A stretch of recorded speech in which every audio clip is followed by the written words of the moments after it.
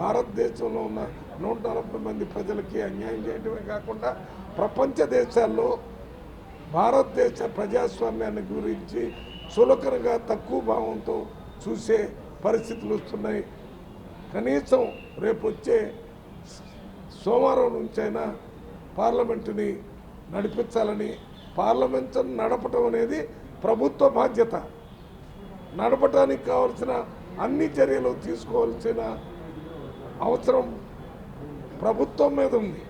ప్రతిపక్ష పార్టీలు ప్రశ్నలు అడుగుతుంటారు, అది చూపించి అసలు పార్లమెంట్ని నడపకుండా చేస్తే ప్రజాస్వామ్యం, ప్రభుత్వం, పార్లమెంటరీ వ్యవస్థ నడిచే అవకాశం లేదు. కాబట్టి ఈ బీజేపీ మోడీ ప్రభుత్వం వారు పార్లమెంటుని నడపడంలో పూర్తిగా విఫలమైపోయారు. వారికి పరిపాలన చేసేటటువంటి హక్కును కోల్పోతున్నారు. నైతిక హక్కు పూర్తిగా కోల్పోయే అవకాశం ఉంది.